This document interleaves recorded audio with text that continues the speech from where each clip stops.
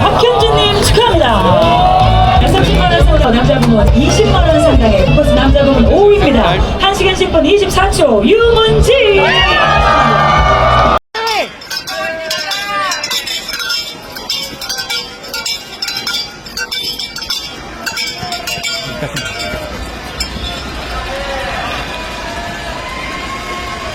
문주 화이팅!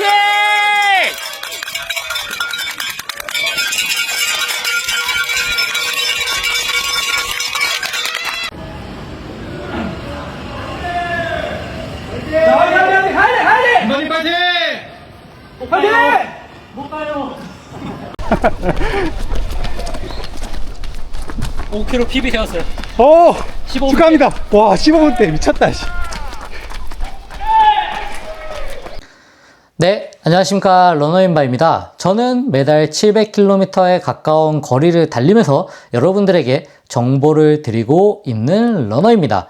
제가 바로 이전 영상에서 서울 레이스를 뛰고 나서 그때의 감정, 그 다음에 오버페이스 했던 제 경험, 이런 것들에 대해서 이야기를 드렸는데 정말 많은 분들이 공감을 해주시고 제가 이렇게 힘들어하는 모습을 처음 보는 것 같다, 이런 댓글들을 남겨주셨습니다. 근데 사실 저도 뛸 때는 어느 정도 내가 목적을 가지고 뛰는 대회에서는 정말 오버페이스를 하기도 하고 무리를 하기도 하는데요. 그럴 때 문득 드는 생각이 있습니다. 과연 내가 이 뛴 것이 오버페이스인지 아니면은 내가 PB를 세우기 위한 과정에서 나오는 자연스러운 현상인지에 대해서 말입니다. 근데 서울 레이스는 유독 오버페이스 혹은 뒷부분에 퍼진 분들이 많으실 텐데요. 물론 PB를 세우신 분도 정말 많은 대회입니다. 서울 레이스는 사실 가을 대회를 앞두고서 열리는 대회이고 그 다음에 날씨도 상대적으로 여름철에 비해서는 선선하기 때문에 기록을 내기에 정말 딱 적합한 대회라고 할 수 있는데요.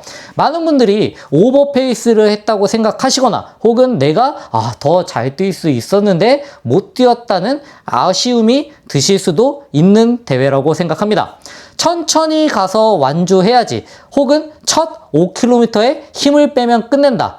근데 저는 그날 하프 코스를 뛰면서 5km, 10km, 15km, 20km, 그리고 하프까지 모든 기록을 갈아치웠는데요. 정확하게 비교하기는 어렵겠지만 예를 들어 드리자면은 400m를 뛰는데 내가 100m 기존에 갖고 있던 신기록을 세운 것과 똑같다고 보면 됩니다.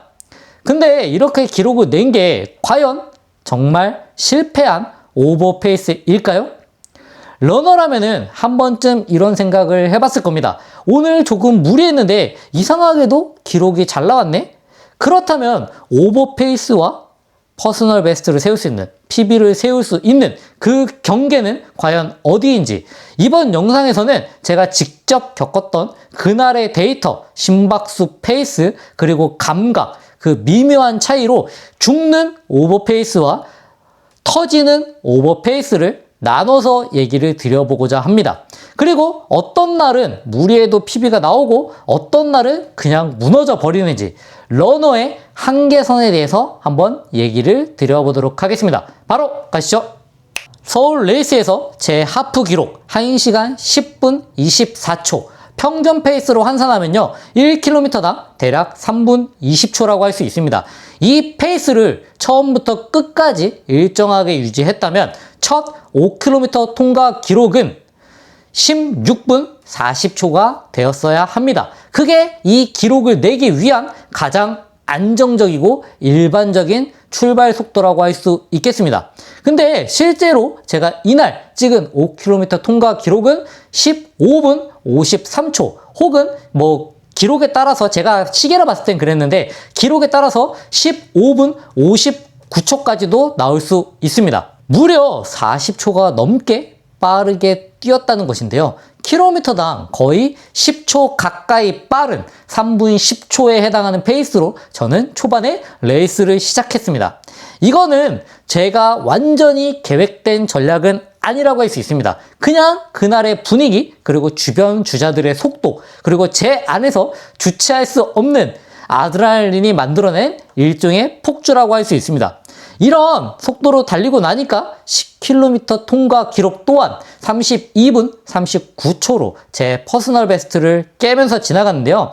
제 기존 10km 최고 기록을 하프 마라톤을 뛰면서 갱신한 것이라고 할 수 있습니다. 그 순간 저는 정말 오늘 내가 일을 낼 수도 있겠다라는 생각이 들었습니다.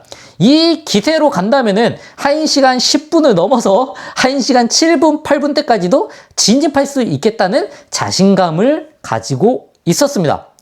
하지만 당연한 얘기겠지만 이상 신호는 14km, 13km 정도가 지나면서부터 찾아오기 시작했습니다. 숨이 찬 것과는 별개로 다리가 정말 잠겨 들어가기 시작했는데요.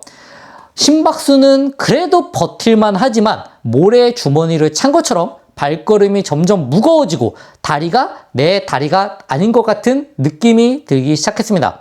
땅을 밀어내는 힘이 눈에 띄게 줄어드는 게 느껴졌습니다. 단순히 그날 컨디션이 좋아서 몸이 잘 풀려서 오버페이스를 했던 건 아니라고 생각합니다. 러너라면은 누구나 초반에 이런 헷갈리는 증상들이 발생할 수 있는데요. 결론부터 얘기해 드리자면은 페이스가 빠르다는 게 곧 오버페이스를 의미하지는 않습니다. 그것보다도 오버페이스의 가장 중요한 제가 생각하는 정의는 우리 몸의 에너지 구조 자체가 무너지는 게 오버페이스라고 생각합니다. 단순히 빨리 달렸다가 아니라 몸의 대사 시스템을 넘어서 감당할 수 있는 수준을 초과해 버린 게 저는 오버페이스라고 생각합니다. 제 CPET 데이터를 기준으로 얘기를 드리자면요. 저는 LT2에 해당하는 페이스가 대략 3분 31초입니다. 이거는 제가 지속 가능한 한계치에 가까운 속도라고 할 수 있습니다. 근데 레이스 초반의 운영이 3분 10초대였기 때문에 제 젖산 역치를 넘어선 생리학적으로는 이미 스프린트 영역으로 들어갔다고 할 수 있습니다. 호흡으로도 판단할 수 있는데요. 레이스 초반인데도 불구하고 한두 마디 내뱉는 것조차 어렵다면 그건 페이스가 아니라 생리적 한계치에 진입했다는 신호라고 할 수 있습니다.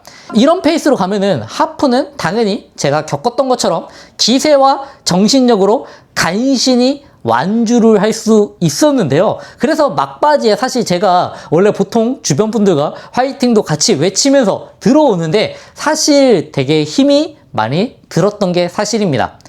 만약에 이게 하프 코스가 아니라 풀 코스였다면 어땠을까요?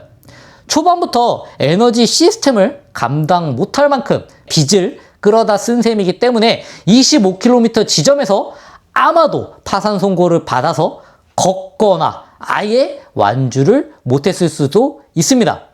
하프 코스에서는 10초나 혹은 15초를 빠르게 가도 완주는 가능하지만 상대적으로 제가 많은 거리를 뛰기 때문에 생각보다 다른 분들에 비해서 아마도 덜 퍼진 영향도 있을 겁니다. 왜냐하면 제가 평소에 새벽에 훈련을 할 때 3분 30초로 꾸준히 뛰었기 때문에 느려져도 3분 30초라는 심리적 저항선이 있기 때문일 겁니다. 하지만 만약에 제가 풀코스라고 했다면, 풀코스에서 이 페이스로 뛰었다면, 혹은 조금 빠르게 뛰었다면 레이스를 완주하는 것조차도 장담할 수 없었을 거라고 생각합니다. 그만큼 이번에 하프 마라톤은 오버페이스가 어떠한 영향을 주는지에 대해서 적나라하게 알 수 있는 대회였다고 생각합니다. 자, 그렇다면은 하프와 풀코스는 어떤 점이 차이가 있을까요? 특히 이제 막 러닝에 입문하신 분들 같은 경우에는 하프를 잘 뛰면은 풀코스도 당연히 잘 뛰겠지 라고 생각합니다. 그럴듯하게 들리겠지만 이건 마치 100m를 10초에 뛰는 선수가 마라톤도 잘 뛸 것이다 라는 착각과 비슷하다고 할 수 있습니다. 거리만 2배일 뿐 하프와 풀은 사용하는 에너지 시스템이 아예 다르다고 할 수 있습니다. 그리고 정신적인 접근까지도 모든 것이 다른 별개의 종목이라고 저는 생각합니다. 간단하게 비교해보자면요. 하프 코스는 탄수화물 위주의 몸에 저장된 글리코겐을 주 에너지원으로 사용합니다. 단시간에 폭발적인 힘을 내는데 최적화된 에너지입니다. 그래서 훈련도 스피드를 올리고 젖산 역치를 높이는 데 집중해야 됩니다. 정신적으로 조금만 더 버티면 된다는 생각으로 끝까지 밀어붙일 수 있습니다. 반면 풀코스는 다릅니다. 42.195는 글리코겐은 반드시 고갈이 될 수밖에 없습니다. 그래서 풀코스의 성패는 탄수화물이 아닌 지방을 얼마나 효율적으로 태울 수 있느냐입니다. 그래서 초점은 역치 훈련이 아닌 스피드보다는 오랜 시간 지치지 않고 달릴 수 있는 근지구력과 지속성에 초점을 둬야 합니다. 정신적으로도 하프 정도 지났을 때 이제부터 진짜 시작이다 라는 마인드셋을 가져야지만 가능합니다. 이걸 더 전문적인 용어로 표현하자면요. 하프 코스는 LT2에 가까운 강도라면 풀코스는 LT1에 가까운 운동이라고 할 수 있습니다. 힘을 아끼면서 달려야 되는 장기전에 가깝습니다.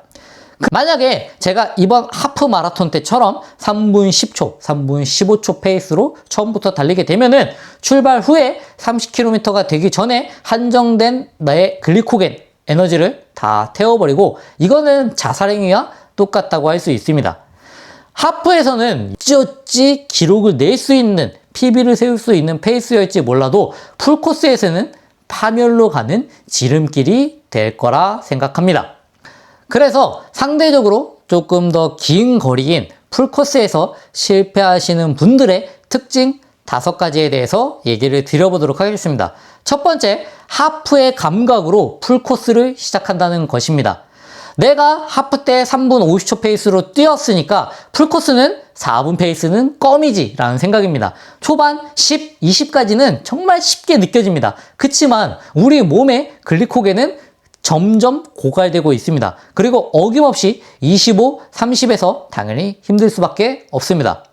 그리고 두 번째, 에너지 보급, 젤과 수분 전략이 없습니다. 하프 마라톤은 솔직히 중간에 아무것도 안 먹고 물만 마셔도 완주할 수 있습니다. 저도 이번에 실제로 에너지 젤 먹지 않았습니다.